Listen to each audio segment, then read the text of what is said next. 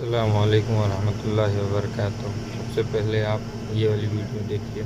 ایک ایسی کراماتی تابوت جسے حاصل کرنے والا دنیا فتح کر سکتا ہے، وہ تابوت جس کی تلاش میں آج تک یہودیوں نے ہزاروں مقامات کھود ڈالے۔ اس تابوت میں ایسی کیا چیز رکھی ہے؟ یہ تابوت تاریخ میں کس کے پاس تھی اور اسے قیامت سے قبل کون حاصل کرے گا؟ ہم آج دنیا کی سب سے کرسماتی صندوق تابوت سکینہ کے متعلق جانیں گے۔ ہر دور میں مسلمان، عیسائی اور یہود ایک دوسرے سے مخالف رہے ہیں، مگر ایک جگہ جس پر تینوں مذاہب متفق ہیں وہ تابوت سکینہ ہے۔ یہ ایک معجزاتی و کراماتی تابوت ہے جو مومنوں کے دل میں سکون و قرار کے غرض سے نازل ہوا تھا اور حضرت آدم علیہ السلام سے خاتم الانبیاء کی میراث رہی، جس کی وجہ سے اس کی عظمت و حرمت بہت زیادہ ہے۔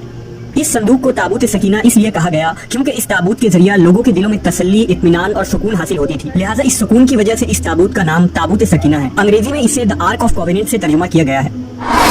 روایتوں کے مطابق یہ صندوق حضرت آدم علیہ السلام پر نازل ہوا تھا، جو شمشاد کی لکڑی سے بنا ایک بھاری صندوق تھا۔ اسے آپ جنت سے اپنے ساتھ اس دنیا میں لے کر آئے تھے اور وفات تک یہ حضرت آدم علیہ السلام کے پاس ہی رہا۔ جب حضرت آدم کی وفات کا وقت آیا تو آپ نے اس صندوق کو اپنے جانشین بیٹے حضرت شیث علیہ السلام کو دے دی۔ اس طرح یہ تابوت بنی شیث میں منتقل ہوتا رہا، یہاں تک کہ یہ حضرت یعقوب علیہ السلام تک پہنچا۔ پھر یہ تابوت بنی اسرائیل کی ملکیت ہو گئی اور حضرت موسیٰ علیہ السلام کے پاس آ گئی۔ حضرت موسیٰ علیہ السلام نے برسوں صحرائے سینا میں پھرنے کے بعد اپنی قوم کے لیے ایک عبادت کا خیمہ بنایا۔ اس خیمے میں ایک چھوٹی سی جگہ بنائی گئی جہاں آپ نے تابوت سکینہ کو رکھ دیا تھا۔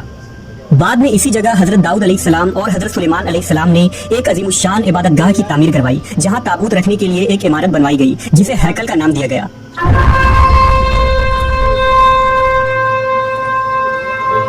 یہ عمارت جنات کی مدد سے بنوائی گئی تھی، جس میں قیمتی پتھر، یاقوت، زمرد اور سونے چاندی کے تختیوں کی دیواریں تھیں۔ اس ہیکل میں چمک اور روشنی اس قدر تھی کہ رات میں بھی روشنی کی ضرورت نہ پڑتی تھی۔ جس خاص کمرے میں تابوت کو رکھا جاتا تھا اس کا نام القدس تھا۔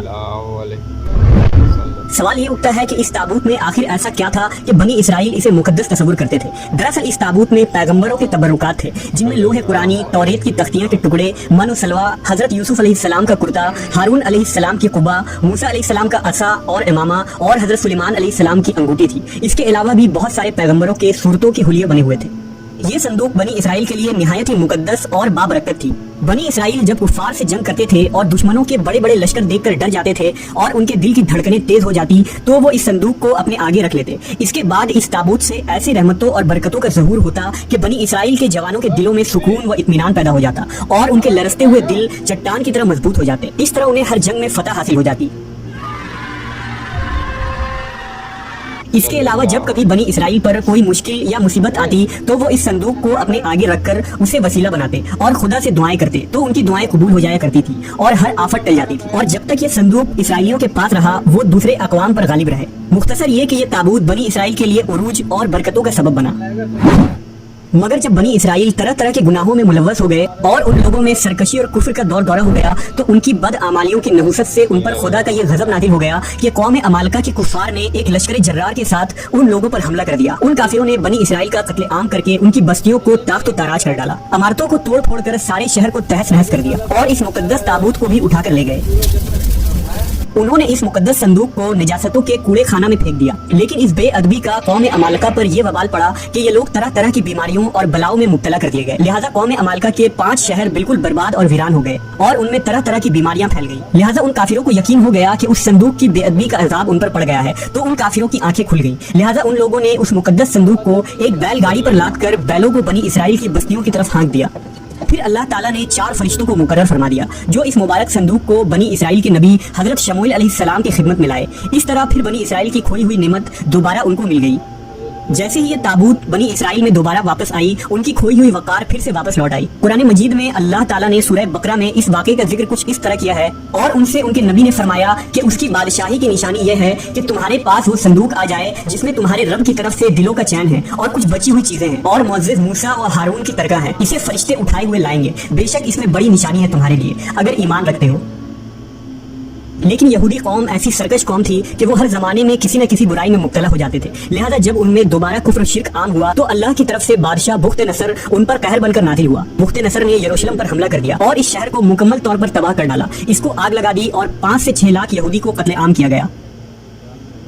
इन तबाहियों के नतीजे में ताबूत सकीना कहीं गायब हो गया और आज तक इसका कोई निशान नहीं मिला।